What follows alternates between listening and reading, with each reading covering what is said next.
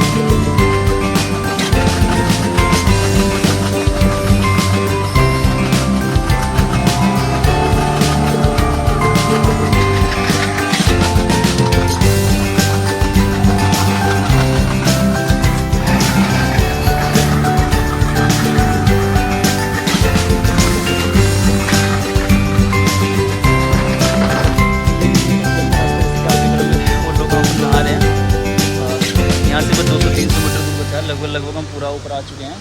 जैसे कि आप देख रहे होंगे हम कितना ऊपर आ चुके हैं। और यहाँ पर एक छोटा सा झरना था, हमने उससे ही पानी भरा है। बिल्कुल चिल्ड पानी है, मेरे मेट्रो को भी फील कर रहा है।